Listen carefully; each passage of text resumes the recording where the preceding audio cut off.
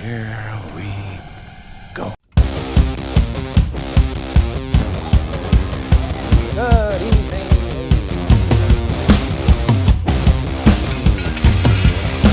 We are tonight's entertainment.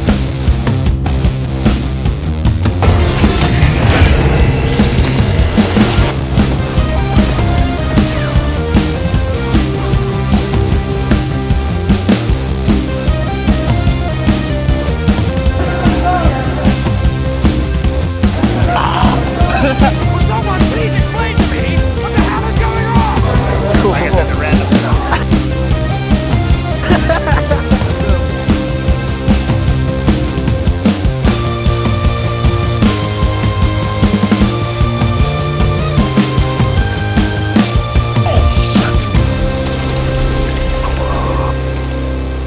That was unpleasant. I'm sorry you had to see that. Oh, I'm sorry. I didn't know how this machine worked. Let's start the show.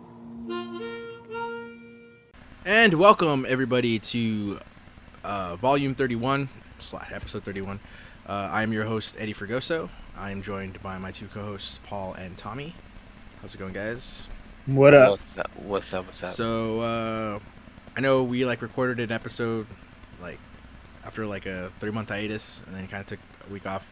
Paul was lucky enough to go to Hawaii, so we weren't able to record because Paul was in Hawaii, which is totally an acceptable excuse. And it's fine. There's I'm not. I could have. It's fine, but he was with his family. I didn't want to take him away from kick-ass Hawaii just to Hey. record in a hotel. 3-hour difference. I could have done it at the beach. That would have been sick. Well, maybe for your next Hawaii vacation. So Maybe. But yeah, so I know we kind of missed some stuff, so if there's other stuff that I kind of didn't list right now that you guys think we should talk about, shoot us an email, geekclave at gmail.com. Otherwise, yeah, we're just going to kind of get into it really fast. So we're going to, I'm going to just bullet point some stuff, but the main topic we're going to talk about is the first 2 episodes of Moon Knight. So just heads up, spoilers. If you haven't seen the first 2 episodes of Moon Knight, when we start talking about that, I will give another spoiler warning. You guys can dip and then come back when you do watch those 2 episodes. Before Tommy joins us, me and Paul are going to just talk about a movie that we saw yesterday. It's a really good movie. It's Everything Everywhere All at Once. It is starring Michelle Yeoh, and it is directed by Dan Kwan. It is the multiverse movie. If you don't know what we're talking about, I don't know how else to describe it. But it is one of the best movies I've seen so far this year. It's really, really good. I'll let Paul talk about it before I keep rambling on. So go ahead, Paul. So for me, it was my favorite movie of the year so far. So, yeah, just watching the trailer, what is it? Maybe a couple months back ago, didn't know about it. And then when I saw the trailer, it kind of hooked me onto it. Didn't see much from there, but as soon as you watch it, it's such a good, it's well done, all around. So Yeah. There's nothing that I can really complain. It may be a little bit long, even though it was a little bit over 2 hours, but overall, it's a wonderful movie. Yeah, I'd highly recommend that you go see it and catch it. It did have at first I thought it was going to be a limited release. It released on March 25th, at least here for California. We could only see it in Burbank at the time, and I was I really wanted to see this movie. But due to the fact that we're still kind of in a pandemic, I didn't really want to drive out to Burbank to see it. But luckily, it did get wide release, and it got wide released on Friday. So then it became available in our area. So we were able to check it out. So it's a really good movie. Not to spoil anything, it is basically going off of the whole multiverse thing. It's kind of been popular since, the comics have made it kind of mainstream. But it's a really good use of the genre. It's not overdone. The movie itself does go a little out there in some scenes. It's A24. Yeah, it's a day 24 movie, so fingers crossed that we get a 4K release of the Blu-ray, which probably won't happen because they don't do that, but that'd be a very nice surprise if this movie did come out in 4K Blu-ray, because I do want to buy it.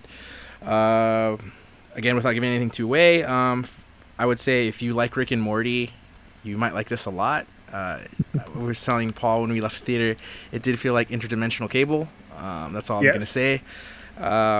Yeah, there's a couple scenes that go out there that I'm like, this feels like an episode of Rick and Morty.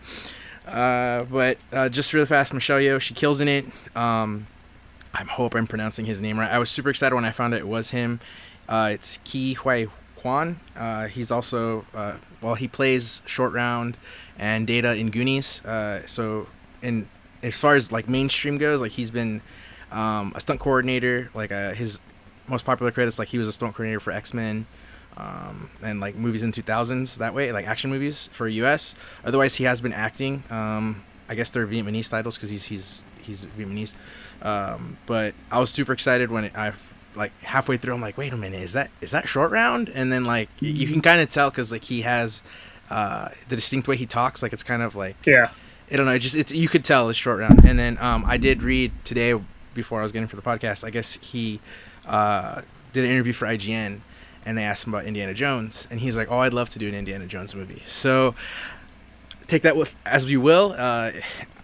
He wants to do it, and I really want to see an adult Short Round in Indiana Jones. That's all I'm gonna say. He can hang. He can hang, man. That'd be amazing to see him just kick ass. Oh yeah. So he does, like I said, he is a stunt coordinator now, and he does get to use it in this movie, and he kicks ass. So that's he was a really like. I don't know, like one of my favorite parts of the movie. Jamie Lee Curtis is also in it too, and she's funny as hell in it. Stephanie, crazy man. Yeah, I think it's Stephanie Sue, if I'm pronouncing her last name right. She is. She plays their daughter. Amazing. So Dan Kwan and Daniel Shirt, they directed it. They kicked ass. So just wanted to talk about it before Tommy got on because he didn't watch it with us. So. Let's not forget the Russo brothers are also the producers. That's in right. there too. That did pop up. I didn't write that down because I didn't know until we saw their that shows names like the on Russo the beginning brothers. credits. Yeah, so they basically I guess were like, yeah, we can do multiverses here. We'll produce this. You just do well. So and did you read the part where the Daniels were actually supposed to do Loki, and they turned that down to do this? Oh no, I did not. Oh wow! And it kind of makes sense. It was like it's really good. Interesting. Yeah. Well, if I mean, this movie is really good, and I know that sometimes people are like, "Oh, why does everyone have to do a Marvel movie?" But if they want to do something for Marvel, I am freaking down to just like, they would fit perfectly in it. So. Like visually, it was probably like my favorite parts of the movie. Like, it reminded me of like Scott Pilgrim. Yeah. And it reminded me. Do you know like Michel Gondry? No, I don't. Do you remember like what movie is it? Like Be Kind, Rewind. Oh yeah. I have that movie. Be Kind, Rewind. Yes, he does more like practical effect type stuff. So it just reminded me so much of his style, and it comes from like a good place. Like it's very wholehearted, I would say, like for like the shots that they do on there. So I'm like, dude, it was just an excellent way to shoot the movie. Like there's a lot of practical effects in this movie. Yeah, no, really, and like I did tell you, like I'm down to see it a second time because I think it's one of those movies that you could probably catch a lot of stuff. Oh yeah, from rewatches. Just there's a scene alone, it's like visually stimulating, where it's just like Michelle Yeoh, but then like I guess it's her through every different multiverse, and they just keep flashing it on screen. And like those, like there's, I'm like, you can like some of it's like animated, and then some of it's abstract. So I think like just stuff like that would be cool to rewatch again for a second time.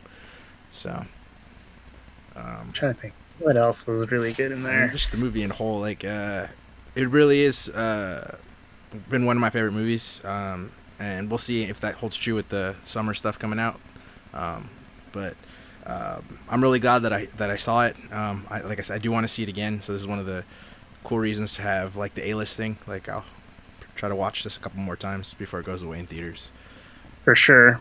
And even if you don't have A-list, it's worth watching. Like, oh yeah, definitely. Worth your money, like easily. So he's not on, but Tommy is a huge stickler for Dolby. So that was like kind of we did get the text. It's not in Dolby. Unfortunately, not every movie can be. But I would say if like somehow A24 is able to give this a different format, I think this movie would actually work out in one of those formats. I think I don't know if it was true, but I thought I saw somebody saw it in IMAX, and I don't know if you were paying attention to the movie Yeah, with because it does change the format. So it does it a lot. Like it might be just during- for our region we don't have that ability, because I know Okay. that was like so now that more movies are coming out in that format, like certain movies get like weird times to have them. So like I remember Yeah. like out here the one that affected us was like Aquaman.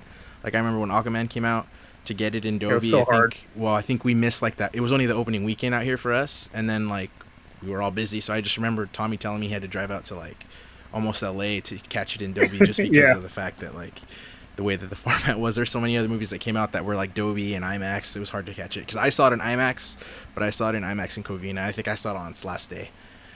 Uh-huh. So But yeah, this one deserves a Dolby treatment, which A24 movies don't usually see the light, but I would love to see this in Dolby. yeah, no, I can't stress enough how good this movie is. Like I said, it's for me it's a 10. So I don't know if you rate it that high, but to me it's a 10. It's a 10 film all the way around. I cried. Uh, I shed a tear in this movie. I got a couple. Yeah, it's a pretty heartfelt thing. Without spoiling it though, was it the scene with no dialogue that got you teary eyed? Because that's what got me teary eyed. The no dialogue? Yeah, I don't want to spoil anything, but it's just like after different multiverses, and then it's just two things that are inanimate objects. Oh, no, it wasn't okay. that one. That's what got It me. was- That scene broke me. I was like, oh. It was other timeline. You could edit this out, right? Yeah. So. But yeah, it's more impactful because of the rocks. You know, it's like Yeah. can't talk. Yeah. No, and it was a good movie. So, again, just can't stress, if you haven't seen it, go check it out. It's a really good movie. A good, very good. I don't know if it would classify as non-genre for us because I know it's like It's hard to classify. Yeah, but it's a really good movie. It was just really fun. I can't stress enough. Really fun to watch. Mhm. So let me see. Tommy should be done now because he said that he was almost done eating. I believe it was again because sports, we just something. I just need to talk about it because it upsets me. The Lakers, dumbasses, are out of the playoffs. So I won't give two craps about playoff season this year. Like, I mean, I'll still kind of tune in, but otherwise I have no real interest in investing in it because LeBron James, you got what you wanted, and the team didn't work out. So I still blame Frank Vogel because I've been saying it. I said it on the last podcast too. We had so many fucking starting changing lineup stuff that he didn't know. So how you build chemistry when you can't freaking create a team? So anyone else want to say anything else before I move on? There's lots of injuries, so you couldn't really get consistent lineup. So I can't really blame Frank Vogel on that too much. But I felt like they need to get young and follow the rest of the league because you have other young teams playing really well, like Memphis Grizzlies. Mhm. There's not like one real old vet on that team, and they're number 2 or 3 in the West. I want to say 2 right now. So, yeah, like they need to get young. They have Matt McClung, which I've vouched for in the beginning of the season. They need to actually play him on the Lakers because he ended up being the Rookie of the Year in the G League. He looked like he could ball, and I wish that they would have given him a chance. They signed him to a 2-way contract, I think yesterday. Yeah, So because they waived Arisa. Wow. they need. No one else cares, but he was my favorite player. Just not in Hey. number 1, number 3. number three. Trevor Number 3. Ariza. I still want that jersey. It'd be a nice one. Yeah. But yeah, there's always next year. Just we'll see how different of a team it is, and if well, I think LeBron is still contracted for 1 more year, right? I'm not exactly too sure. I think he's under contract for 1 more year. Because Yeah. I know that the rumors are already starting that they're going to trade Davis and Westbrook, but Westbrook has already said that he wants to stay in LA if they'll keep him. So I think Westbrook got like unnecessary hate like all season. Like he actually, his numbers were still pretty consistent. Yeah, that's the strange part. That's the thing that's like weird. It's like everyone's, oh, he's terrible. I'm like, are you watching the same games I am? Like, yeah, he's bricking a lot, but I mean that's unfortunately kind of consistent with what he is. If he's not really with the ball in his hand, not going to the basket, he's not really. The later Westbrook has not been a really good mid shooter. So, but that's Westbrook's like MO. Like that's why KD left. KD left because Westbrook wasn't good enough. Like Westbrook wasn't going to take him to a championship. So, and that's why LeBron wants to play with Steph too. So, you know what I mean? So. Not gonna happen. Yeah, Steph Curry already knocked that down though. I'm gonna. Yeah, we're good. I'm gonna be devil's advocate too. Like Frank Vogel won a championship 2 years ago. I understand it was in the bubble. The circumstances were different. It wasn't kind a of hard to Mickey get Mouse rid ring. of. That's all I have to say. It wasn't a what? Mickey Mouse ring. That's not. No, it was still pretty fucking hard to win in that. No, but what I'm saying, yeah, he's a year or two removed from a championship, so it's kind of like to blame the coach all of a sudden for a team that LeBron put together. It's kind of it's a bit much. I think. I said and like then, I get it because it's LeBron James and he does this to every team. Like you can say what you will, like he did this to Miami. He had them build everything around him, and then once they were no longer good for him, he dips and leaves them messed up for a couple seasons. He did it with the Cavs twice, not once but twice with the Cavs. So it's the thing he does. Like I kind of saw it when it was happening, and there's some people I'm like, all right, he's getting ready to milk us and leave. But to a degree, you have to. Vogel is in charge of keeping the chemistry, and there were certain players that seemed to do better. Like point wise, it's like I mean I know he's was gone from the beginning, but an example like DeAndre Jordan, like he was like not perfect. At the same time, he didn't really get on the floor to kind of build chemistry with everybody else. And then it was just one of the things everyone's like, oh, it's DeAndre Jordan, he sucks. Well, I mean, there's another factor into that, and it's that the coach didn't really give him the tools to succeed. They kind of just like threw him out there and kind of were just like, do your crap. Okay, what? I've been in a different scheme. Like, what scheme do you want? And no one could really figure out what scheme to play because there were so many different lineups out there. It's like, are we playing small ball? No, we're playing defensively. Okay, but nobody's playing defensive now because the players out here don't really play defense. So what do you want? So it's like because that was the weird thing is Vogel's a defensive coach, but we sucked at defense. So if you're gonna tell me it's not his fault, well, his number one scheme is defense, and we fucking sucked all year. So who would I blame for that? It's just tough with LeBron. Like LeBron's so powerful, like it's hard to. I don't know how he is behind the scenes. I don't know how he embraces coaching. I know if it almost feels like whenever he's on a team, he's the coach, GM, almost partially the owner. Like he got, like I've seen that he got like Kevin Love a fat contract in Cleveland and Tristan Thompson as well. And when probably they weren't the most deserving of it, but he was on the team, he wanted to be a part of it, so they kind of like anteed up and got him those contracts. So and then he bounced like a year or two later after that happened. Yeah. He knew he couldn't win a championship there, and he wanted to come to LA for whatever reason, for Bronny or for a bit to be in movies or whatever it may be. It was kind of I think both factors. So yeah, that's the one thing I always said about LeBron is that I feel like he doesn't seek out like a powerful coach like a Phil Jackson or what's the dude's like a Popovich or something like that. Like he doesn't. I don't feel like he wants that. And I felt like if he would have embraced a coach like that, he could have won as many championships as Kobe or even Jordan. You know what I mean? If he would, because he's a different.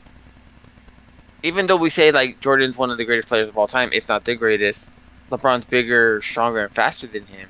And statistically, when it's all said and done, as of now, LeBron James probably would be most of everything, highest points, and I mean, he could have been more championships, but yeah. And then when it comes to basketball, I think most of us judge players based on their championships, and I think he just didn't. I mean, he made a lot of finals, but he just didn't. He came up short a lot of times. I just know it's kind of sad in like a season where like he passed Kareem and everything. It's not really been a talking point at all. Like I don't even think the media really covered it. I think it was like kind of like on other news, the Lakers lost today, but LeBron James won. He's now the highest, the number one scorer leader. But I think it'll be bigger when it's Karl Malone. Obviously, if he gets the number one spot, then I think that's going to be the biggest one. You would hope. So even even if he loses the game or whatever, I think it's still going to be one of the better talking points. Because when he passed Kareem, I don't think they even stopped the game. No, it was they just kept going. That's why I was like, kind of like, it's kind of, but Yeah. When Kobe passed Jordan, they stopped the game. it's Kobe though. I know. I don't know. It's a different. All I know is Kobe would have played these last games. Just saying. And then, yeah, no, I agree with you on that. Also, one last point I want to bring up is that I think was it last year or I think it was this year that AD came into camp out of shape and that contributed to his injuries. So Last year. yeah, that's why they're saying that they're kind of trying to move off of him because they feel like he doesn't have a dedication to the game like that a professional would. And for sure Westbrook's at least gonna try to come back because he has a player option at like 47 million or something like that. And he's not gonna get if he opts out, he's not gonna get close to that from anybody else. So No, he's been on too many teams now where I think that he's gonna have to take a pay cut to at least start. if he were to opt out of this, but he, like I said, he's guaranteed 47 million next year, 43 or 47. I'm not sure the exact dollar amount, but it's in the 40s, and he's not. Nobody's fast enough that. I'll be the worst player in the Lakers for 47 whatever million Oh, yeah. dollars. I'll take burn the that Adam team down Morrison to the ring. I'll ground. take it. Yeah. So But nah. yeah, he's not going anywhere. He gets I- 47 million reasons not to. I mean, I was skeptical when we signed him anyway because I was like, how does he fit in the scheme? But if he's willing to come back and like put in the work, I'm cool. We just need to figure out a scheme that like works for the team that we have, and I just feel like the schemes they were trying to do just didn't fit the team that we had. And then the league, like Paul said, the league is a young man's league now. Like it's gone are the the center days. Like there's still a couple centers, but those teams are built differently for particular centers and stuff like that. So it's not. It's all Centers about are high shooting scoring. threes. Yeah, it's all threes and stuff now. So Yeah, very different league the more of a skill league. for sure. So Definitely. length and skill. Yeah. But yeah, so in more positive news for sports, kind of, Dodgers won yesterday. Was that opening day or is that still preseason or whatever? No, Opening day. It's opening day. Opening They day. they won yesterday, but they You lost. can tell today. I don't have. So You can tell I don't have cable. it's all right. I mean, up until Looks good. I want to say, well, yesterday, I actually haven't been able to watch a Dodger game for a while. I mean, I was watching preseason, but aside from this year, probably before they bought out by Spectrum was the last time I watched one on TV. Because yeah. But there's that. And then let's see. So, in like pop culture news, when Paul was in Hawaii, if everyone kind of paid attention to the Batman stuff, the website at the end of the movie that they teach, the Radalada.com, was a real website, and they had like a marketing scheme going on. So I think it was like kind of within a week of each other.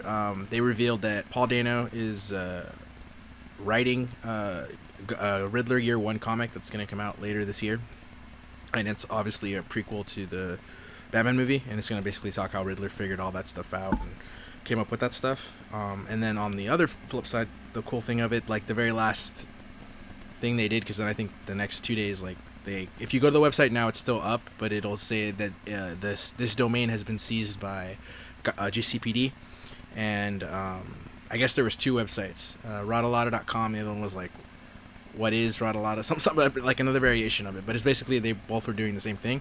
But that's how they revealed the Joker deleted scene.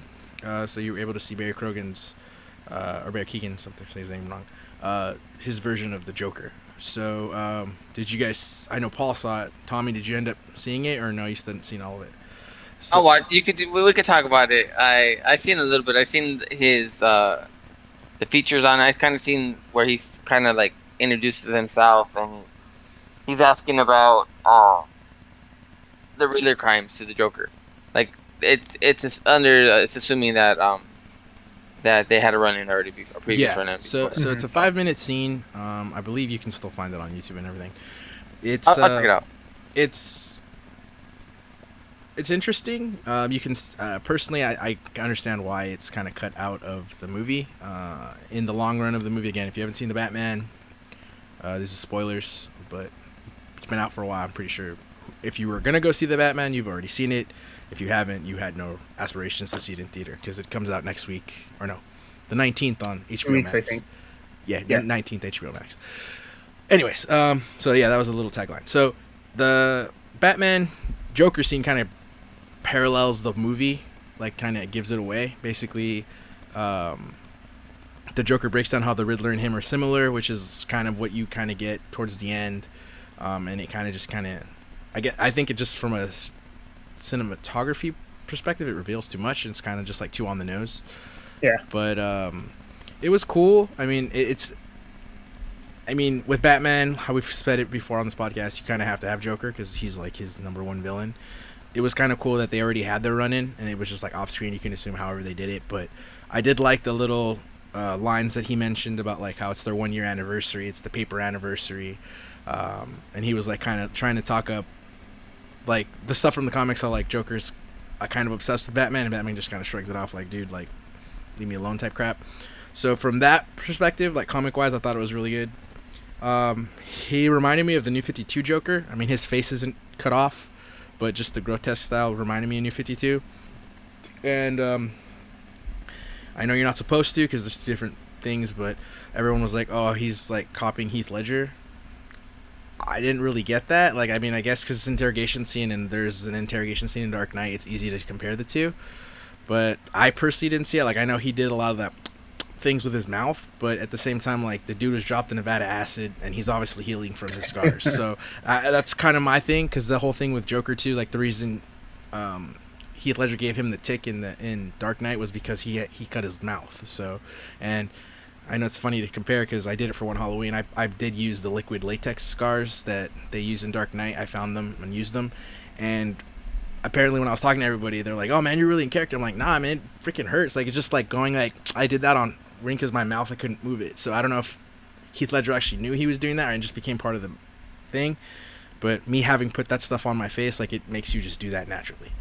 But yeah, I think he was a good Joker. I'm interested if he does show up in the movie. I'm cool with seeing it. I thought he was good enough to where, like, I didn't see the actor, I saw Joker, if that makes sense. So I don't know, do you guys have anything else on it? I would just say that it's still kind of tough to judge it from that short of a time. And for a marketing standpoint, I think it's good to feed off of it to kind of tease for the next movie or next other movies. But yeah, it didn't give me enough to really judge it on its own, I would say. It's cool, but it just gives me something to look forward to. So yeah, go ahead. I'm gonna say real quick that just coming off of the Dark Knight, the Dark Knight was released 10 years ago, and the performance that he gave, it's kind of hard for another actor to make it his own when like he gave such a great performance, like an Academy Award winning performance. So like they would have to come with something. Like, I guess this is like kind of different with the whole like being burned in acid and like how grotesque his face is. So they're trying to go away from like, they're trying to get that darker perspective, I guess. So, I guess it's trying to be more comics because yeah, I get. Nolan I was haven't more realistic, but yeah, I haven't seen that like how messed up he was all like, he was messed up. Like, the guy got beat up and then acid thrown, and he was just, teeth were all messed up. Like, it was a way different Joker than like Jared Leto, Heath Ledger, Jack Nicholson. You know what I mean? Even Jack Nicholson got dropped in the bad acid, and his skin just turned white. Well, it's because it was from the surgery that he kept the permanent smile. So yeah, so it's totally different. So but yeah, and they haven't announced anything as far as like the plot for the new movie or anything like they're that. not going to. I mean, literally, it was the week Paul was in Hawaii, which was last week. So yeah. Bad. Yeah, sorry, Paul. It's yeah, they're still a few years away from the Batman 2 anyway. So. If anything, too, it probably wouldn't be until if they do that thing again, the Fandom, this year. or Yeah. probably, if anything, probably Comic-Con. They would announce something. But I think there's- as far as like what they would do with the Batman going forward, it's not going to be a movie. It's going to be the HBO series. It'll probably talk about the Penguin show, like where they're going with that, and if they're going to go with the Arkham show that was supposed to be the GCPD. Because I guess everyone said if this marketing kind of teases off of that, you can kind of at least mention the website in the whatever show they go with, the Arkham one or whatever they do with it. You can kind of mention that, you know, the GCPD seized the Riddler's website, and then go from there if they want to do something. So Yeah. but yeah, that was kind of the Batman stuff. And then sticking on the Warner Brothers train, sadly, the Flash movie is delayed again, thanks to Ezra Miller's drinking problems. So on Wednesday, I read it could have been sooner, but I read it on Wednesday, that WB has halted production on any future Ezra Miller stuff. They had like a emergency meeting of executives basically saying, hey, what are we gonna do about this dude? He's getting negative press. This isn't the first time he's done it. So as far as everything else, it's on hold, and so is Flash. So Flash already got delayed a year, and now Flash is shelved indefinitely. So at this point, don't even know if it's gonna come out. And at that point, like, as pessimistic as it sounds, I'm kind of like over it now. So like it's been delayed so much that I at one point was cool. Oh, because Michael Keaton was put in it, and I did like Batman and Batman Returns, and I don't want to get anybody in trouble, but I heard some rumors from somebody who told it's semi-credible. I know I sound like ESPN with an anonymous source, but the rumor that was supposed to happen with that movie, yeah, I'm kind of disappointed if it doesn't go on based off that. But it was Batman related, and it was from the 2000s. That's all I'll say.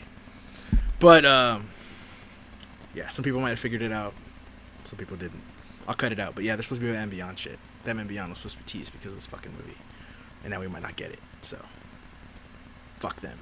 So yeah, Ezra Miller, I get it. Like, you made a mistake, but you've done it now more than once. I think you assaulted more than one person, if I read correctly. Yeah. So. Fun fact: I was in Hawaii in that same town the day after he did the assault. Damn. It was on the Hilo Island in the Big Island. So that's a little fun fact because after that happened, I was just watching the news. I saw, oh, Ezra Miller got arrested, and they were like, he was in that town of Hilo, and I was like, oh crap, I was just there. Oh, that's crazy. Damn. But too bad it wasn't you, Paul. Then you could like make some money off doing it. You would have had a really good exclusive on this podcast. Dude, here's the footage, guys. Choke me out. It's a lawsuit. Imagine the YouTube hit. I was choked out by the Flash. Yeah. I have a different take on that. Like, I understand what you're saying about the movie getting pushed back. I don't think they're gonna scrap it for this one incident, and then they're pushing it back to next summer, where they're kind of throwing it. No, that's what I'm saying. It was next summer, but it's delayed indefinitely. Like, it's not. It's not coming out because of the summer. Like, because of what he did, all his future projects are shelved. So I think Fantastic Beasts would have been shelved too, but it's already like they've already started the final marketing for it, and it released at the end of April. So, with the exception of that, I think everything else is just they're like, oh crap, because they're still doing reshoots or whatever or post production on the Flash anyway. So, they could maybe they'll keep it for what they have, and if they're gonna like give him the boot in the role, maybe they'll like do a scene where he gets like killed or recast or something like that, like gets stuck in the paradox to become a new Flash. And I'm gonna be on that hype train that if you want to do Grant Gershon from the Flash TV show, I approve that. This is the only Flash I know, so. And I know, granted, I haven't seen the last two seasons of it, but when I was watching it religiously, I really liked that show. So. Yeah, I like Ezra Miller as a Flash. I just, like you said, you can't really have somebody doing what he's doing. I honestly, I just think he's off his meds. I think no right person would assault anybody. Yeah. No, of course. that, Like you know what I I'm mean? not trying to like belittle the dude in that regard. Like you get him help. Yeah, But I just saying from I think as far as WB stance on stuff too, like they already like gave Johnny Depp the boot. I know there's arguments that it should have also been Amber Heard, but that's a whole nother discussion. I don't think we're qualified to talk about that anyway. Yeah, But yeah. but yeah, so I mean, like just seeing what they did based on that, and the fact that I totally could see them like, or at least publicly make. I'm sure they're gonna make him do a public statement apology and do something to kind of like, because it was to the point where like I think they had to do something because I know it was a very small minority of people, but like the people that were like, oh dude, so you recast Johnny Depp based off of those things and you're not going to do anything to this dude and he's in a bigger role. So I think it's kind of like they were like, that's why they had that emergency meeting. They were kind of like, shit, like, okay, he's done it more than once. We have to address the situation. So I don't think he's gonna do a public apology. no, I'm just throwing out there. I'm just saying, Okay. like, I don't, What's he the- wouldn't, but I mean, unless like if WB came out and said like you need to publicly apologize or something, or I'm sure he would do whatever the studio deems. I'm not saying that that's what will happen, but I'm just throwing examples of shit. So Yeah, it's gonna take like a doctor evaluation, maybe a rehab stint or something, and then maybe he could get back in the good graces of WB and the fandom and stuff like that. You know what I mean? So I mean, It- there's it's tough. still, if they're gonna keep the original date and it's just kind of more like a PR thing, they could probably have Comic-Con is what if Comic-Con does happen, it'd be like in July, late July, so that might be more enough time for them to kind of come up with something and be like, hey, like the Flash movie is coming out this date and Ezra Miller is here and he's gonna whatever the hell we're gonna have him do. I don't know. They're gonna have him sing karaoke. Sing karaoke. Ooh. That's all I have to say. But yeah. So that was some depressing DC news. Because I just do find it ironic that like they had like all this like positive press with the Batman, and then during that the Batman had that trailer that said like the year of superheroes and like all the other movies that were coming out have already been delayed. And then this happened when Paul was in Hawaii, apparently the night before. Yeah. I could have stopped DC it, guys, but I Yeah. didn't. DC has a lot of momentum too going forward with like the performance, the critical and box office performance of the Batman, and then before that with Suicide Squad. I loved that movie, and then Peacemaker as well. So Yeah, they're that's true. doing well right. They're doing really well right now. It just got to keep it Well, going. I mean, keep Black making good Adam just got movies. delayed a month, so that is the last movie that is coming out this year for them. I have to recheck the date, but I just remembered it right now. I was like, wait, no, there is still one more movie. It's Black Adam, because I know Black Adam did get delayed, but it just got pushed back, I think, a month. So, I really don't have a lot of faith. I Yes, don't have a I'm lot of aware. faith in that movie. Right? and with that said, I'm gonna do a shameless plug. I still like The Rock. I'm drinking his energy drink. So. I'm not. I hope. I mean, I'm hoping for the best with that movie though. I'm not hating on it. I'm hoping for the best. So Yeah. I mean, it's interesting. Like, we'll see. I like the Shazam movies, and I'm actually still excited for Shazam too. I heard that they're throwing it in the same window as same month as Avatar 2, and that's kind of giving they're kind of throwing in the white flag, meaning like they don't have a lot of faith in that movie. They're gonna throw it to the wolves, like releasing it in the same month as Avatar 2. So I'm gonna be that, That doesn't- asshole, but do people really care that much about Avatar 2?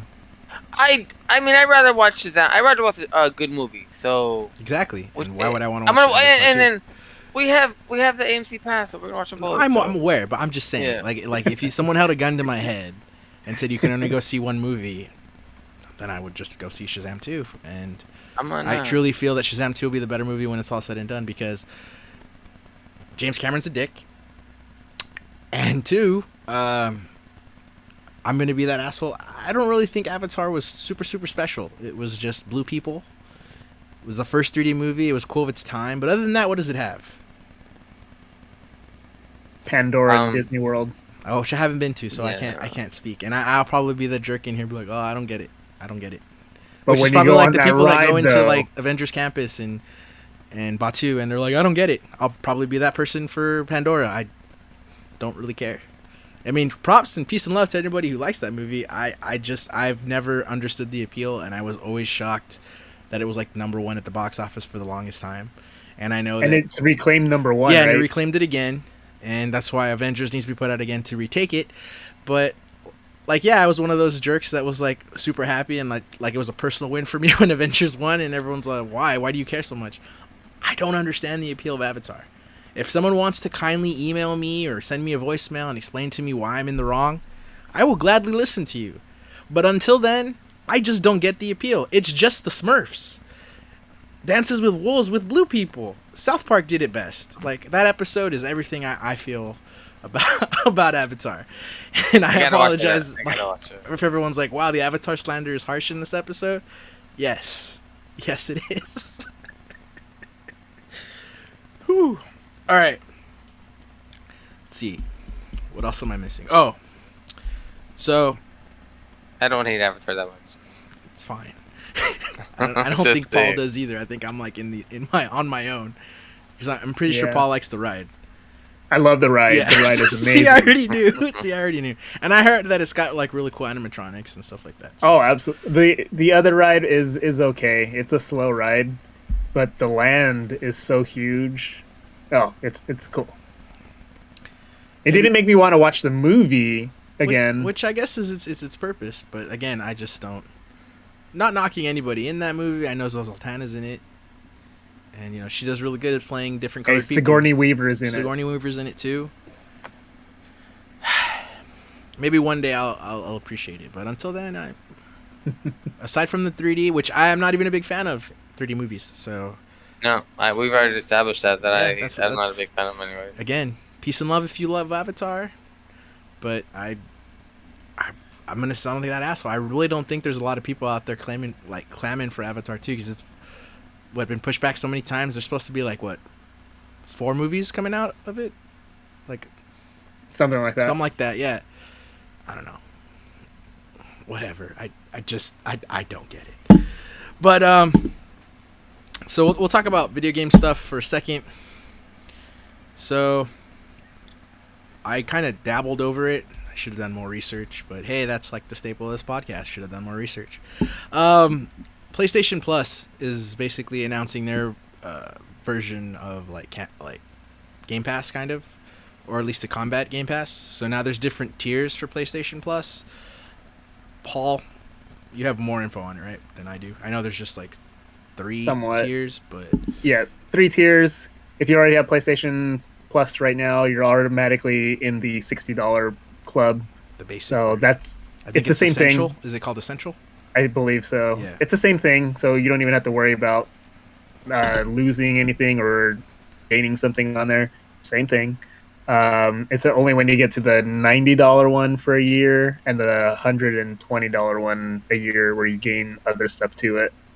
So the the $90 one, you get a mix of PlayStation 4 and PlayStation 5 games, and then the other one you get up to, I think, PlayStation 2. I thought it was even PlayStation 1. Some titles. Yeah, I heard PlayStation 1. I mean, if it goes all the way back there, the cool one to me is if it goes down to the PSP, which it says it should be.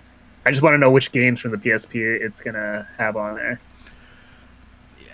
I mean, it's a cool concept. I just personally, now being lucky to have both new generation consoles, I still think Game Pass is a better deal, mainly because of the day one thing.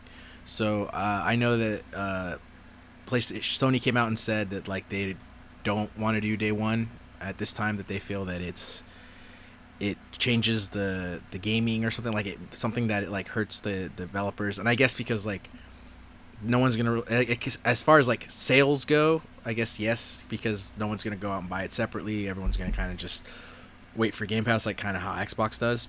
Yeah. But at the same time, like me as a consumer, why am I gonna pay extra just to get like early? Like I don't even think you get early access. I think you just get to do like a preview of the game, and it's not even like finished of it. Kind of like I guess what EA does with their EA thing, where it's like you get 10 hours of gameplay, and then it's like, I mean, it's backwards compatible with stuff, which is cool, but to me it just felt like they were integrating PlayStation Now with PlayStation Plus. That's pretty much what it felt like to me. It's just like a merger, and now they're like, oh, we're gonna call PlayStation Plus different tiers. Pretty much. Yeah.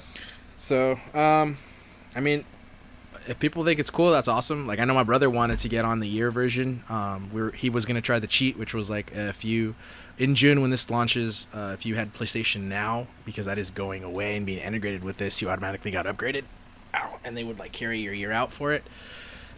And so he's like, oh, he asked me if, because since I like kind of do the cheat with sharing our stuff, he's all, do you want to do that? And I was like, yeah, sure, it's fine. And then I was supposed to do it next week when I got paid, and we were like, you can't even buy it anymore. So I guess Sony got wise to that and was like, yeah, we're gonna put a stop to that before you can do that. So,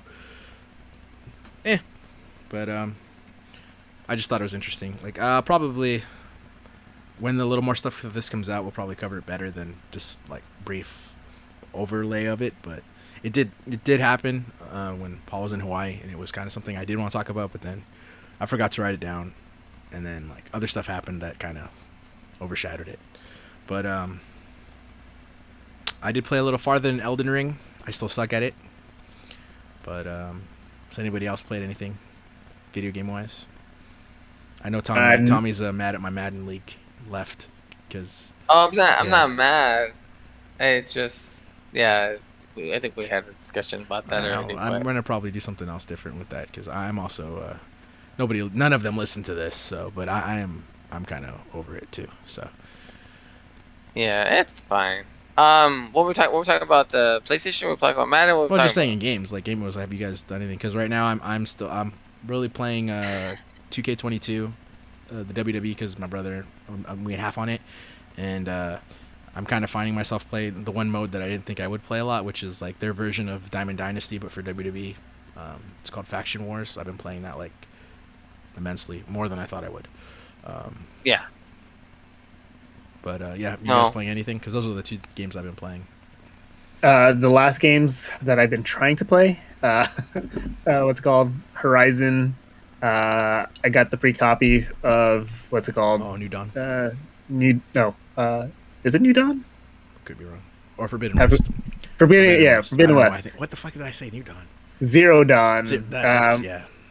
I downloaded that just because I need to play that to get to the game. So other than that, I'm actually on the side. Sorry, I'm looking at like my iPad. I'm just kind of looking over to see if that Kingdom Hearts 20th anniversary event is going on. I don't know if there's going to be any announcement anytime soon, but if you hear me saying "oh shit," then we'll cover it. I mean, I love Kingdom Hearts, but I've become very pessimistic about that franchise because it took so long for 3 to come out. That and 3 was kind of a letdown. Yeah, well, 3 was. We were talking about it with my brother because I guess we'll really fast. Sorry, Tom. It was a side quest about Kingdom Hearts because it is coming up the 20th anniversary, and I've noticed that Disney is becoming more open with like marketing it. Like they did a whole thing with the hotel, and now they're kind of like, I guess they're. My brother told me the other day there's like a cameo of them in some like Disney Plus stuff. Oh yeah. Yeah. In the newer, what's it called, Mickey and Minnie's, they have the Keyblade. Yeah, I guess like there was a scene where Minnie was packing something, and then they had Mickey's Keyblade at the sorcerer hat, and then I guess Sora and Donald Griffith, or Sora's been in the background of something. So I guess Disney kind of like realized like, oh, like there's an audience for this. So I figure I don't know, that's the way I word it. It's just like there's money to be made. So once there's money to be made, Disney's like, hey, like we'll milk this shit dry. So what I'm hoping that does for the next Kingdom Hearts, because Kingdom Hearts 3 was good, but I just felt like compared to like 2, which I still think is the best Kingdom Hearts console wise, like for a regular console, not handheld, on the franchise, is like the best one as far as like integrating Disney too. Plus, it had the more Final Fantasy stuff. I know it's ironic because I've really not played them completely, but that's where I get my Final Fantasy knowledge is from the Kingdom Hearts franchise. And I felt that Kingdom Hearts 3 was lacking that. Obviously, there was no Final Fantasy characters, which felt kind of like you sucked some of it out. And then the fact that the Disney stuff was like pretty much just the first half of the game and there wasn't really a lot of Disney bosses. Kingdom Hearts 3 kind of felt like, I don't know, it was like Kingdom Hearts Light, if that makes sense. And it was very easy. Yeah, and my brother 100%ed it. Like I've only played it once, after the I didn't go back and do the DLC. I wanted to do that, but it just became another game on the backlog of stuff that I need to do. But I know it's a very easily achievable 100%. I didn't do the 100%. It was just I didn't like the ending. I wish they would have finished the game, or at least Sora's storyline. Well, But- again, it's something they can further continue. I guess what you're saying, they could have ended Sora's story and started someone else's, but Yeah, that's what I would have wanted. But maybe the fourth one will be the final one of his story, but we'll see if they announce something. We'll I see. would like to go to the hotel and see the stuff. Like, I think can you look at now, or are they still banning you from showing seeing what's in the hotel? Because I know people no, you could tried you to could do see. it. Well, no, but I remember for the longest time, people that tried video covering it, their stuff got taken down. It was pulled. No, this is no, we don't want this getting out there. That they want people to buy There's the one experience. thing. There's one thing that you can't show. It's but the you can- content of the treasure chest, right? Yeah, When you open yeah. it, yeah. But everything else is just a theme of Kingdom Hearts. It Yeah, no, wasn't, I know that. really That's what I crazy. meant was because I remember I did see a preview where the girl was like, "Oh yeah," she goes, "and this key blade opens this treasure chest." She goes, "But she goes, Yeah. funnily, I can't show you the inside of the chest because it's NDA." And I was like, "What?" Probably until today or tomorrow. Yeah, we'll see. Hopefully, it'll get out what it is. Sorry, Tommy. I know Tommy's like, "What?" Already. What is no, I don't this? mind. This is something else. I don't mind. It's I wish I played more games. I don't play as many games as I want to play, so that's the only thing. And I still need to finish Final Fantasy VII, so that's another story. So Yeah, I was gonna wait for it to get on Xbox, but since I have the PS5 and my brother downloaded the free version, yeah, there's no. At least Yeah, that, you can play it on that one. I need to play the original before I do the remaster. Yeah. Please, you get the most out of and it. finally figuring out from him that the spoiler that I thought I got spoiled, which I'm gonna say things. Sorry if you don't want to be spoiled, then fast over this minute. But I had no idea that the love triangle, there was a death that occurred, and I didn't know that Aerith died, and I was kind of like, oh man, I don't want to play this now. But apparently that's not even the big spoiler, so I will trudge through and try to ignore that happened. Yeah. Yeah, it's a good game. It's a good game. Yeah. So I'm going to use the Final Fantasy thing as a transition before we talk about Moon Knight. But we did go to WonderCon, and we did see a lot of Final Fantasy cosplays. Yes, WonderCon did occur this past Sunday for us. We went on the last day. So at least for us, that was the first con in 2 years. I know that the cons have kind of come back a little bit, and there was a Comic-Con holiday edition, which was the Thanksgiving weekend. Yeah.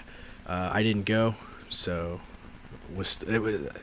COVID is still a thing, but it is I guess me a one little second, more yes. wrangled. Give me No one problem. second. I'll wait for Tommy before I continue.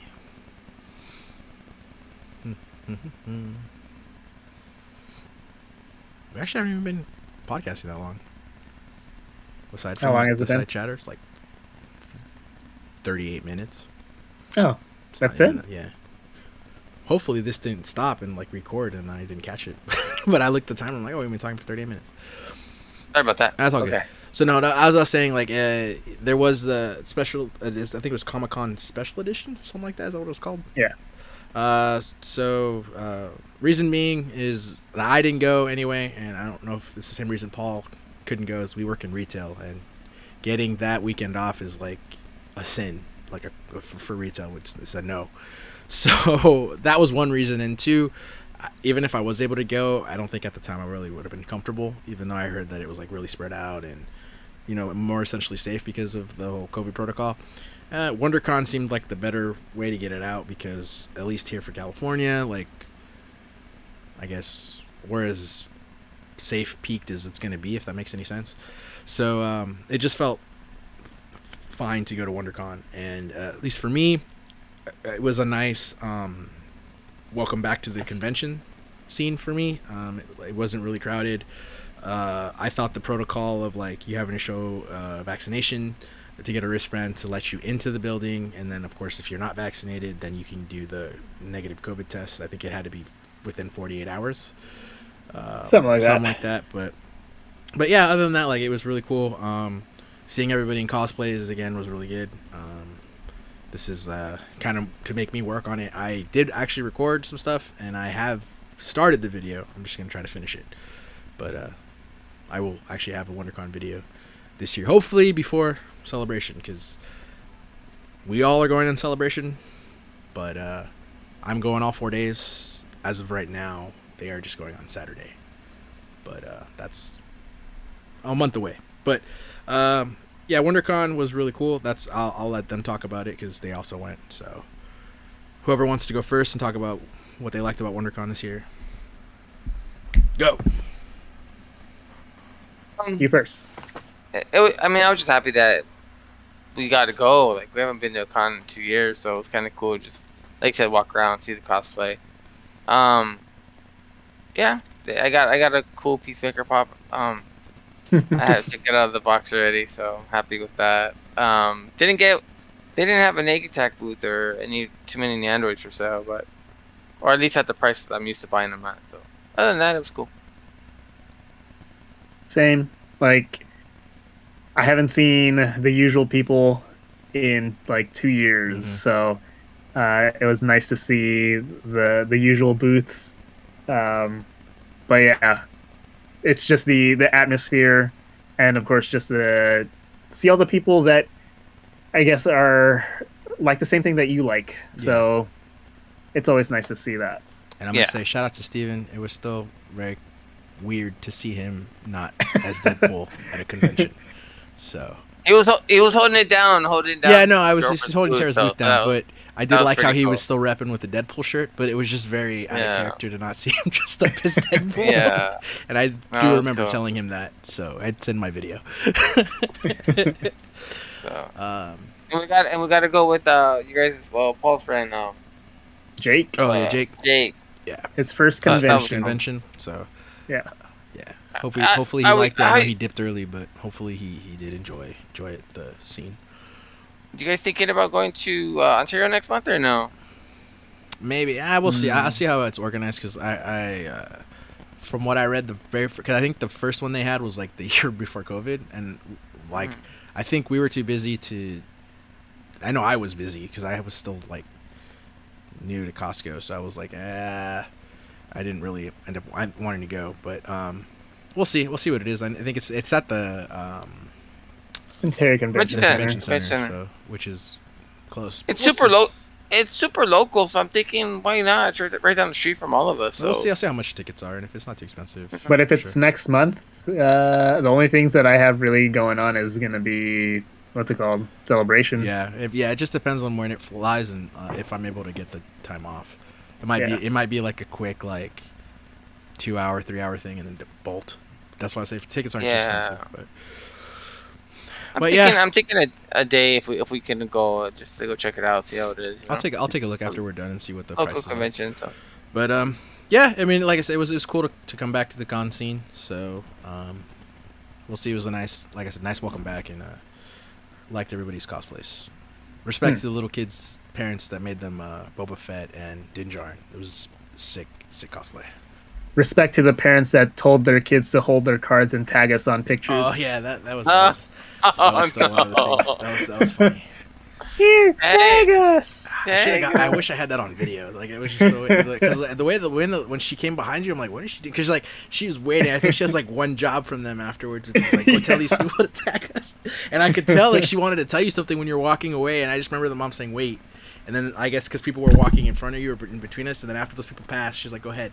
And then she was like, remember to tag us. And I was like, oh damn, I should have got that on video. Hey, and you know what? It worked. I tagged them on my Instagram, so it works. So that's cool. Yeah, it was good times. But, any favorite cosplays or anything? From what I remember, it would be there was 3. It was the Professor Oak one, which I thought was really cool. With all the Pokemon? All the ones, it was from Red and Blue. Well, maybe even the show, because he had Pikachu and Eevee kind of on his shoulder. But the little kids, and then the family that was the Cinderella cosplay. Yeah. That was pretty cool. So I don't know, Tommy, did you have any ones that you can remember that like stuck out to you? I mean, the Hawkman guy's always there. The wings, he had him folded up more. He didn't really have him extended. Yeah. That guy's always cool. He walks around with no shirt on. The older dude too. So Yeah.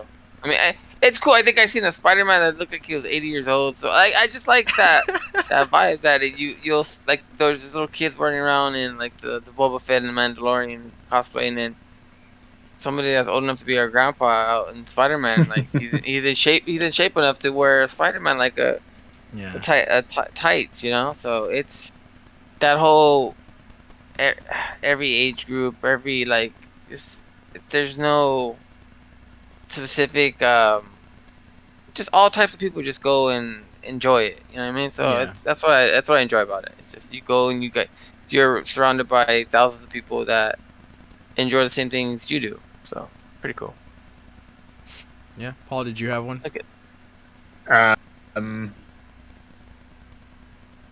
Probably like the Final Fantasy stuff. To the Aerith? Probably. Yeah.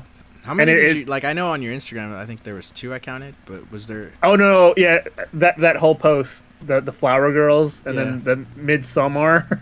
Yeah. That one is hilarious to me. So I'm gonna have to not say Aerith. I'm gonna say the Midsummer one Midsommar. was probably my favorite one because it's funny. Yeah, I haven't seen that movie because it's horror and I'm a bitch when it comes to that stuff. But But Florence Pugh. no, I'm aware. I'm aware who's in it. It's just no. I'm not a good for scary movies. But when you explained to me what it was, I was like, oh, that was actually pretty creative and pretty cool. So yeah, if I knew the movie, I probably would have been more excited It's pretty for dope. that one. Yeah, but you had to explain it to me because again, I'm a bitch when it comes to scary movies. But yeah, so I'll use another transition because if I can get into shape because I'm losing weight, I will cosplay as what we're going to talk about next. I would cosplay as Mr. Knight if I could.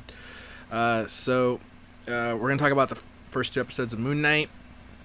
I'm going to try to break it down. I've seen both episodes twice, so they're pretty fresh in my mind. So we're going to talk about the Goldfish Problem, which is episode 1, and Summon the Suit, which is episode 2. So this is that time. If you have not watched these and you're waiting for all 6 to come out to binge them in 6 hours of your life, then by all means, we'll see you next episode. But if you've seen them and want to stick around, cool. So we'll just go right to it. Goldfish Problem was the first episode. It was a nice little intro to Moon Knight. We got to see the one identity mainly, and then kind of the main identity at the end. So really fast, like I gonna just straight up say I don't have too much knowledge of Moon Knight. The person I know that doesn't podcast with me anymore, which is Aaron. Moon Knight like is his guy.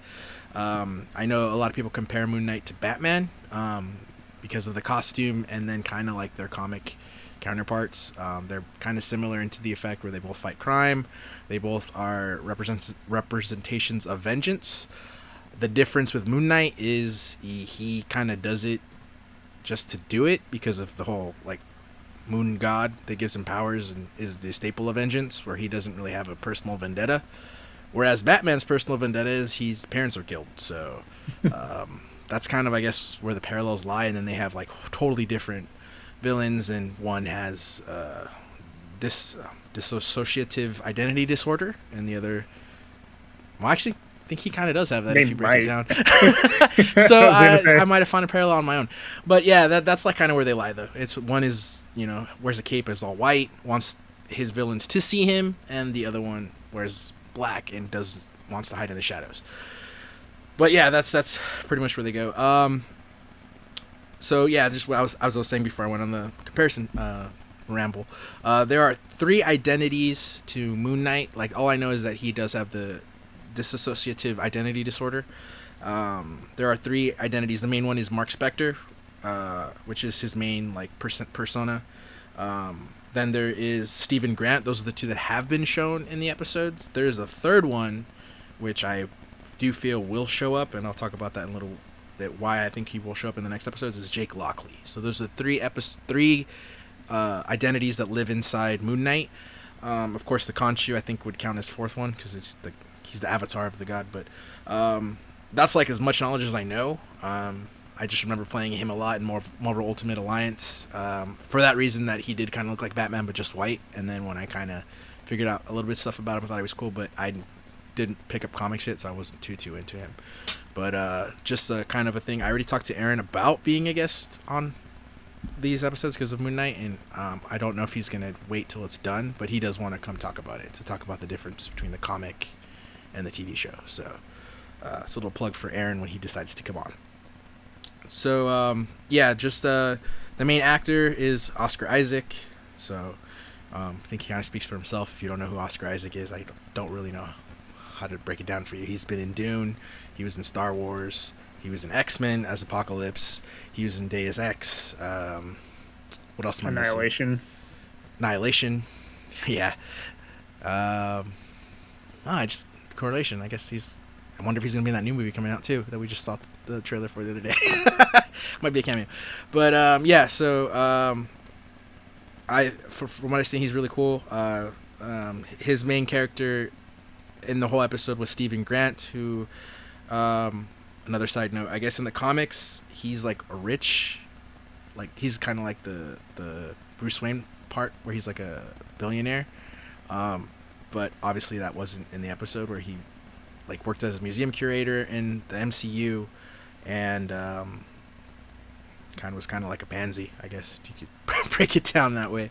The other character introduced is Ethan Hawke, who plays Arthur Harrow, which as of right now looks to be like the big bad, but from what I've read might not be the case going by the end of the 6 episodes. But the other character that's introduced in the episode, it's Khonshu. Obviously he's a CGI god. He's played by his name is Frank Murray Abraham, but I guess his stage name is F. Murray Abraham. So he is a well-known actor for like Amadeus, which I personally have not seen. But the thing I know him from is if you guys watch the Apple Plus show, Mythic Quest, he is the writer on Mythic Quest, like the older gentleman who's like the well-known writer. When I heard his voice, it kind of sounded familiar, and then I'm like, oh. And I looked it up as that guy from Mythic Quest. So the Goldfish Problem just kind of introduces Stephen Grant, and you kind of like how the trailer shows is that he can't really tell the difference between what's a dream and then what's reality, and you see that he has like a sleeping disorder as well, where like he chains himself to his bed so that he doesn't go anywhere, but that doesn't really stop him. I was gonna say it doesn't really do much. So I mean, the stuff that stuck out to me in the first episode was like how they kind of like make him not know what's going on. So example of that, I guess, when he wakes up in, they never established where he was at, but where you see Ethan Hawke's character, and then Ethan Hawke asks for the scarab, and he's like, okay, here, I'll give it to you. And then like how when he like his first zone out, like you see like his body just like, or his eyes like twitch and everything, and the next scene he's the same exact stance, but now it's all bloody and everything, and everyone around him is like knocked out and dead, and he like, it's obviously when Mark Spector takes control. But I just thought that it was really cool, like a nice little intro, but not like it left me personally like, what the hell's going on, and it like kept me intrigued the whole episode. I'm trying to think what else, because I want to let you guys talk too, but I don't want to like just keep rambling. But yeah, I'll let you guys say it. I mean, that was just like something that stuck out to me. But Paul, go ahead and like mention some other stuff and make this sound better than what I'm saying. I think it was a good acting job with Oscar Isaac, because it didn't sound like him, and it doesn't. I think he gets really into his character if you kind of see how he pretty much does. What's his name? Steven in the beginning. Mm-hmm. It's very cool to see. And then I like how they kind of flash as soon as he gets into those moments where he's like in trouble, and then all of a sudden you see what happened. Those things are like really cool, and I kind of wish they do that a little bit more. But judging from like episode 2, it's not going to be like that. I think you'll see transformations and then everything else with the character of Moon Knight. But overall, I'm still like on the fence with the show. I'm not like totally on board yet, or at least I haven't gotten to that moment yet with it. But so far, it has its own pace, and definitely its own style. So that I'm okay with. Tommy? I have to piggyback off of what Paul said. Really digging the acting. Like you could tell that the acting's top notch, and it's kind of lifting the show up. Like I don't think we would be as interested if it wasn't like somebody like Oscar Isaac playing the character. So if he accepted the role, I'm thinking they have like big plans for this character. So and like you said, it's starting off kind of slow, but it is interesting. So I want to see where they're gonna go with it, and they always do like a little twist at the end. So I want to see how they're gonna interweave this character into the overall universe. So, but yeah, they got great actors to play these like major roles, Ethan Hawke and Oscar Isaac. So, I mean, we're at the point where we're so invested in this universe that we're gonna watch whatever they put out, pretty much. So True, yeah. I just hope it's good. Like I just want to be like I think I don't know. I think I mentioned this in the previous podcast. I feel like they're in a funk right now after Endgame and Far From Home. I feel like their movies are. Yeah, I'm gonna say Far From Home because I didn't like No Way Home. I really liked Okay. Far From Home. So after those two movies, I thought were like they peaked, and I feel like they're just the movies now are just okay, where nothing is knocking our socks off story wise or just anything. Like there's no major twist. It's kind of like cookie cutter, and I'm not really enjoying. I'm enjoying the shows more than I am. I was gonna say that. Yeah, I'm enjoying the shows more than the movies, and DC's killing it right now with, like I said, with their last few releases with Peacemaker, Suicide Squad, and the Batman. Like Marvel needs to step up and get on their level and put out some good products. You know what I mean? Some good I mean, stories. we'll see. I mean, Multiverse of Madness is not too far away, so maybe that. Like, No, I know, I still I know. personally feel that like that's the Avenger movie of Phase 4, even though there's no official Avengers movie. I've always felt when I saw that was being made, that Multiverse was going to be the Avengers movie. So Just I don't know. I don't know where they're going with everything right now. I feel like they're off the rails a little bit. Like I don't feel like they have as of right now. I don't feel like they have a cohesive plan going forward. I think they do have a plan, but it's hard to see it. I right guess now. I'll And piggyback off of that then, because I guess that's kind of how like Phase 1 and Phase 2 kind of felt like they were cool, but it was like no one really knew what they were doing, and like the whole Thanos tease at the end of Avengers 1 like kind of was like, okay, like where's that going to be? And then when you found out like it was coming to be like Infinity War and Endgame, then like I guess stuff kind of fell into place, and it was, at least from like what I like, me personally, I also kind of got more invested. And then like as far as like mainstream, I know more people kind of like latched on to like the Phase 3 stuff, like Phase 2, and then like all of Phase 3 pretty much was like well received because of everyone knew where it was going. So I think right now like there's too many rumors of where this could go, and then there's kind of too many setups with like the villains that they've shown. It's like, okay, who's gonna be the big bad? Is it gonna be Kang, or are we going to Secret Wars, or like there's too many like variables right now. There's too many what ifs. So I get it. yeah, but back on Moon Knight, just really fast from the first episode, and then we'll talk about the second one. The only reason I still feel that the third identity is going to show up eventually, I just don't think Disney wanted to show you all three identities in one episode, so you can be like, what the hell, this is like overload, and like be confused, because I know it can still be confusing to be like, what the hell's going on. But if you remember in the first episode how he like goes on the date with the girl, or he misses the date with the girl, he doesn't remember. Oh, you're gonna die. Oh yeah. I'll let Paul change the battery, and then I'll talk about it. I'm gonna switch to my other. It's all good. Okay, no problem. Hold on 1 sec. We'll wait till you're done. But Good to go. what I was gonna say is, if you guys recall when he doesn't remember asking the girl that about the date, that's where I think the third character comes in, where I think that Jake Lockley is the one that asked her out. I don't know if he's gonna have the same background. I think Jake Lockley is his taxi cab driver identity, so I don't know if that's gonna play. Like, I don't know how if that's gonna stay the same in MCU because they have kind of changed some stuff already. In episode 2, they kind of already changed some stuff in the comics that he has as well, like with his wife.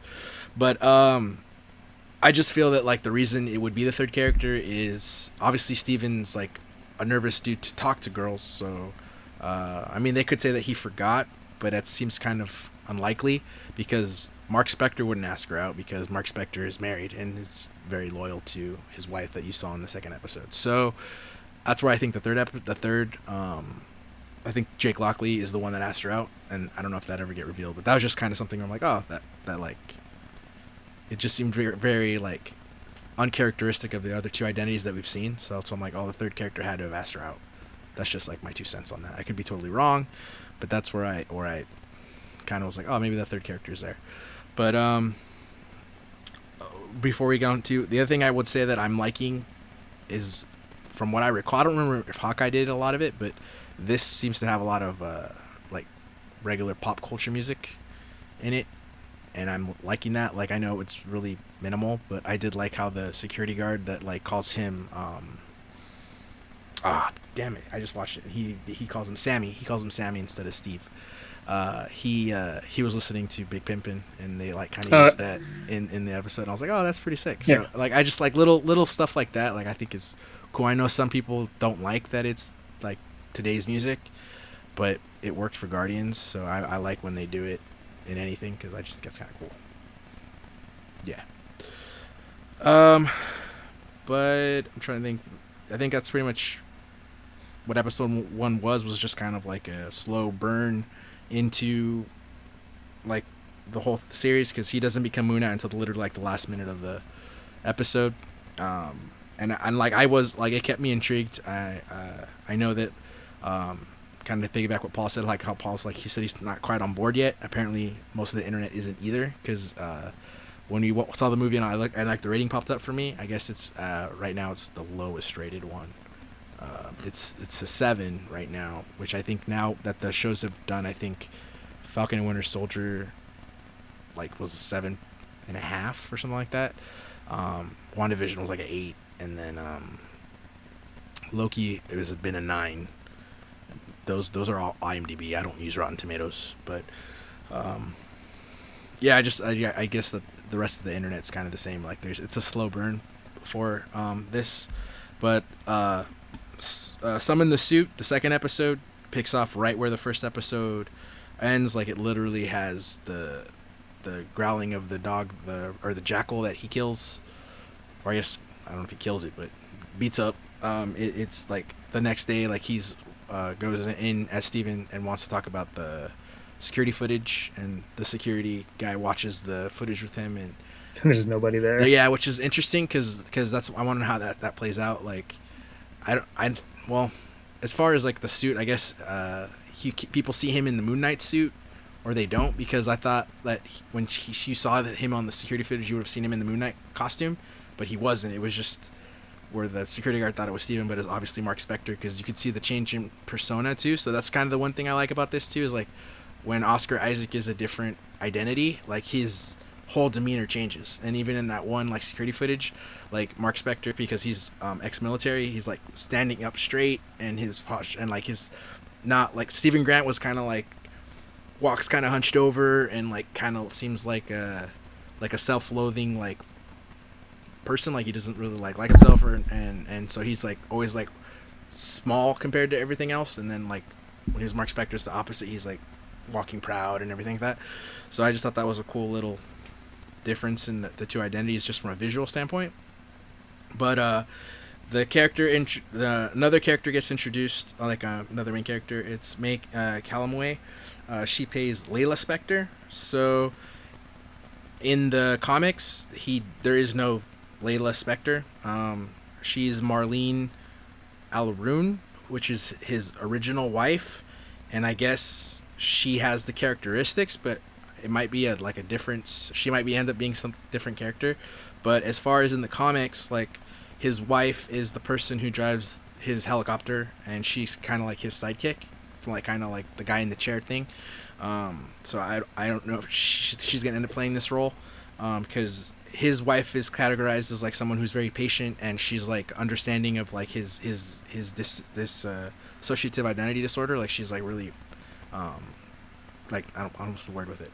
Like she knows what he is, so she doesn't like get mad at him. Like she's like really patient with him, and like she kind of in the episode kind of has one of those things where like she's yelling at like Steven to change into Moon Knight, and he's like he freaks out and says he can't, and then instead of like getting mad, she's just like, oh, okay, like we'll find another way.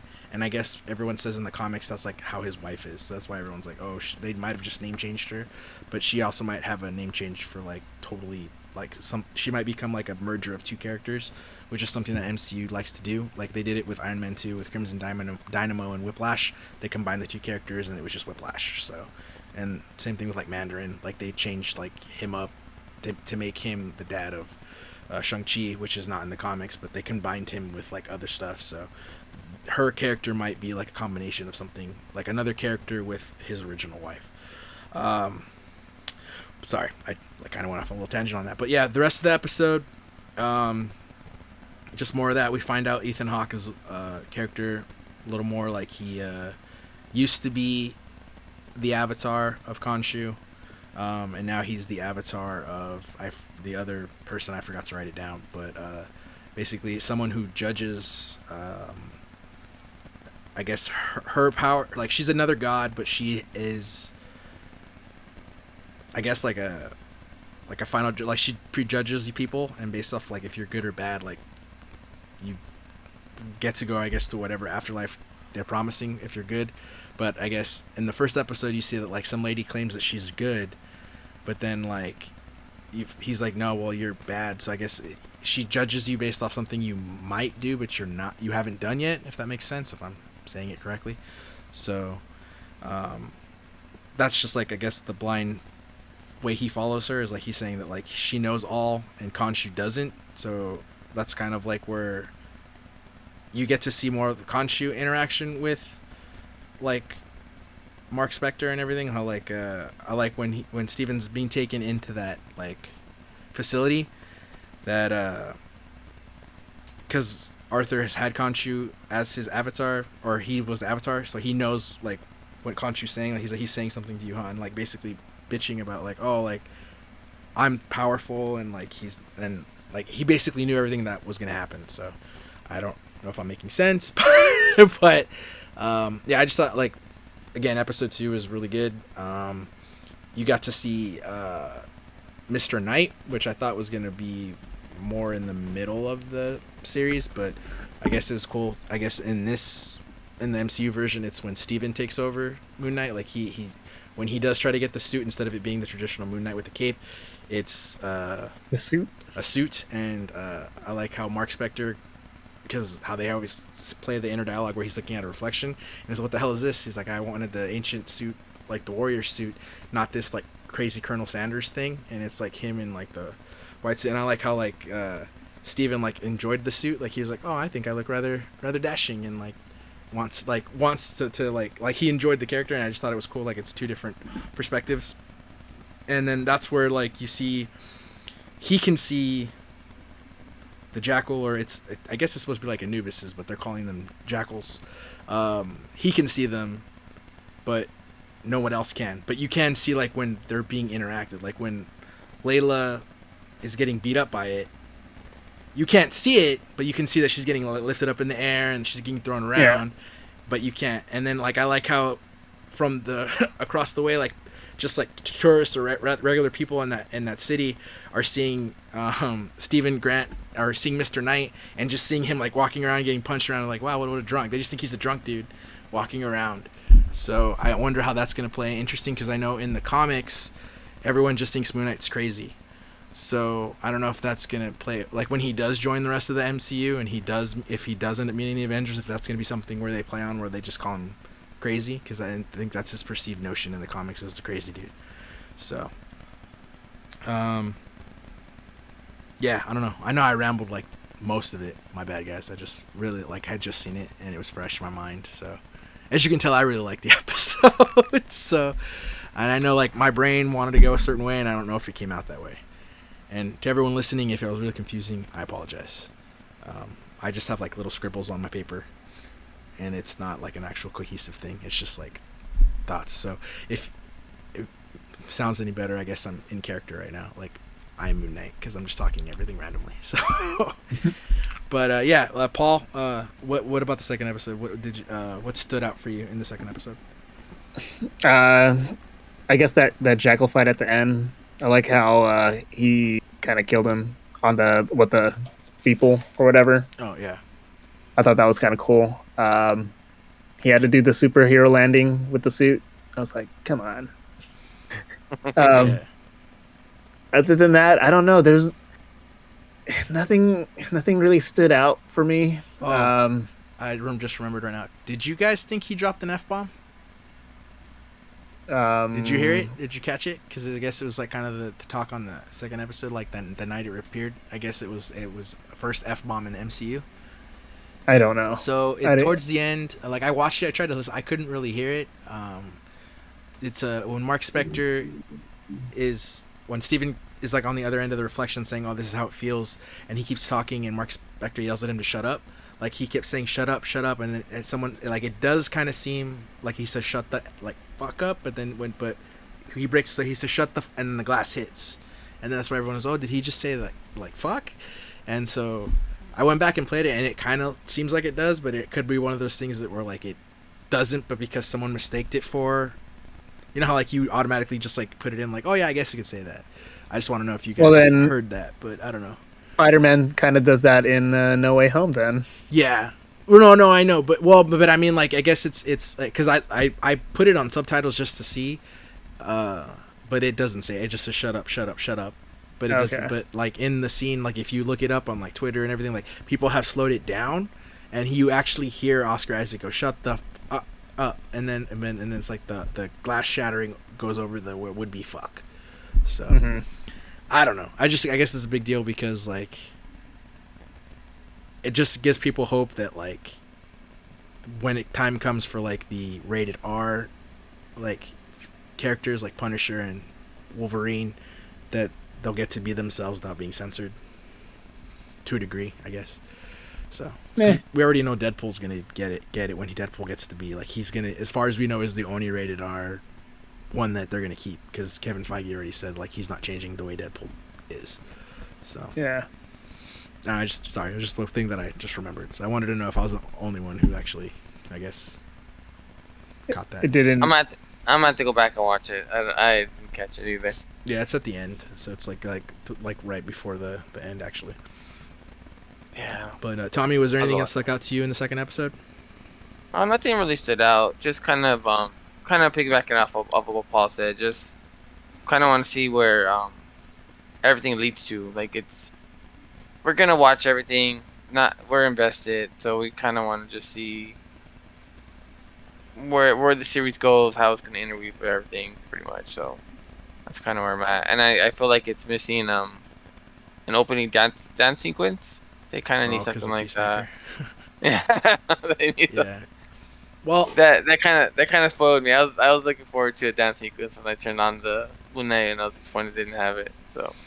So as far as like, I don't know if you guys know enough about Moon Knight to like, is there certain things that you want from this series, or is it kind of just like, do you want like a tone shift, or are you cool with like the way the tone is of this, like compared to like the other shows? Like, do you think it's far enough removed from everything else where it's not formulatic? I don't know if I'm using the right word, where it's like following a formula, or is it like its own unique thing where it's like keeping you invested so far? For me, I think it like I said, it has its own tone to it, and that's good. But for me, like I'm still patient enough, because I know that in like WandaVision, it probably took like the third episode until the moment kind of happens, to where you see where it's developing. So that's where I'm kind of leaving it right now, where third episode, I'll see what it goes. And of course, by that third episode, you're already halfway in. So yeah. So I would hope something would happen pretty soon. Tommy, do you feel the same? I don't know enough about the character to expect anything. You know what I mean? I just kind of playing it by ear. Like I said, I just want the material to get better, kind of thing. I want the shows to wow me. Like I said, like I think I said earlier, the shows are I'm enjoying the shows more than I have been the movies. Mm-hmm. So I kind of just want them to get back on where they were. Felt like they kind of as far maybe they're spreading too thin, and so the quality's kind of getting diminished, I guess. Yeah. And I'm not saying to reel everything back in and produce maybe 2 or 3 movies or 2 movies a year and 1 TV show. Like I like the content we're getting, like the amount of content we're getting. I just feel like they need to sharpen it up and make it more. I don't want to say spectacular, but make it more catching, I guess, more unique. Like everything, like you were saying, like its own tone, or it's getting too formulaic. I just feel like Moon Knight should be its own thing, separate from like Falcon and Winter Soldier, stuff like that. I mean, like they should have their own, like Paul saying, its own tone, whatever. But whatever it is, as long as it's entertaining, has a good story, good action, we're in, you know. But I just feel like lately, like I said, maybe because of the amount of projects they're putting out, that maybe the quality is getting kind of watered down a little bit. It feels like. So it feels like lately, at least. No, I could see that. I mean, it is just you can get like fatigue from this stuff. We'll see. Hopefully, it continues. As far as I know, they're all supposed to be the same length, so they're like 45 plus, like 50 minutes, which is cool. I think the shows benefit from that because I think the better WandaVision episodes were the longer ones because there's like just more stuff to do. When it's like 30 minutes, I think it feels like it's not enough. Like but I don't know if that's especially what you want to, because I know with WandaVision, like the first couple episodes, I was like, oh, so short. Like I wanted more stuff, and I feel with like this with Moon Knight in comparison, like it's they've been like the right amount of like time. So like the first one, it was like right at the end, like I was in, like, for me personally, I was intrigued all the way, and then at the end when he became Moon, I'm like, oh, that's cool, and then it ended, and I was like, oh, okay, cool. Like I'm excited. Like I'm cool for the second one, as opposed to like when I watched WandaVision, like when it ended, I'm like, oh, that's it. Like I remember like, what the hell? Like I was like, it was like left me questioning. Like I wanted to see the next one, but it was kind of like where I was like upset. I don't know if that makes sense. So I was just like, they left me wanting so much where I was like, what the like I wasn't satisfying like what's going on. And I think that's kind of why the reason I bring that up is I think like when it all came in said and done, I know it's all everyone they did to themselves with the whole like Mephisto thing and everything, but I think when certain things didn't play out, but because it was so smart, like you so short, your brain, like I guess you went to certain places based off your knowledge of characters, which is I guess people's like fans' own fault. But I think because it was so short, like they left it so ambiguous that like you came up with all this stuff, so when it finally appeared and it wasn't the way you like pictured it, I guess that's where like a lot of like I know that's where like the disdain for it came, where people was like, oh man, that didn't set up anything. I don't know if I'm making sense, but I feel like Moon Knight is going where it's the length where it's like not, it's giving you enough to where like you still want to see the next thing, but you're not left with the like the stuff in your head to conclude what's going on, if that makes sense. I don't know if I'm making sense. I realize it's also like 11 o'clock at night and I'm getting tired. That's why I had the energy drink, so I wouldn't be all sleepy. But I think I'm the opposite of you guys, where I drank too much energy and I'm like super energetic now, and you guys are kind of like getting tired. But we're fading. Yeah, I can tell. And like I just seem like I'm like that annoying kid at like a party that just won't shut up. No, I don't think it's that. I think it's just okay so far. Yeah, no, but Yeah. There's not a whole lot to say. yeah. It's still early. It's still early in the show. It's the second episode, though. We still have 4 more to go. And then what's the next one after? Is it Captain Marvel, or is it or Miss Marvel? Miss Marvel at the end of June, or June, And then the beginning of June. Yeah. oh yeah, we have to talk about getting tickets for Yeah, Doctor we'll talk Strange. about that after. Yeah. But yeah, because then after, so as far as like the timeline for Phase 4, it's Moon Knight, and then I think when Moon Knight ends, because it's 6 episodes, I want to say the last episode will be either the week of Multiverse or right before it.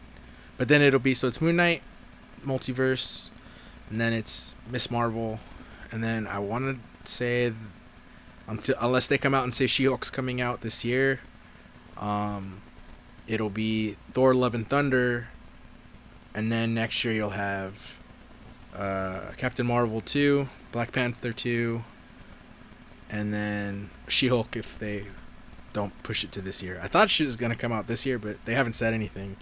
And as far as I knew, I thought She-Hulk was going to come out before Miss Marvel, but obviously that's not the case. So, yeah. It'd be cool if they do some kind of like crossover with the Multiverse of Madness and Moon Knight at the end, like the twist. Yeah. Like well, with the whole multiverse, whatever. And I have a that'd be feeling cool. that movie. I'm just trying not to go in with expectations to like fall in the trap of like, oh, this did happen. I'm like mad about it. I have a feeling too. Like I know that everyone keeps wanting the Thor: Love and Thunder trailer, and I have a feeling there's a reason why they haven't shown it to us yet. So I have a feeling that like maybe they'll start doing, because I think they also did it with Ultron. One of the other earlier Phase movies, like, oh yeah, it was it Captain America? Yeah, Captain America had the trailer for Avengers like as the end credit scene. So I think that they might go back to that format, whereas how Spider-Man had the Doctor Strange one, maybe Doctor Strange will have Thor: Love and Thunder as the end credit scene for the trailer. Because they did that for the other first phases too. Like the end credit scenes were just straight up like the tease for the next movie right after, not necessarily like a scene for like something else. Mm-hmm. So maybe they're going back Cool. to that formula. They need to go back to the formula of making good movies.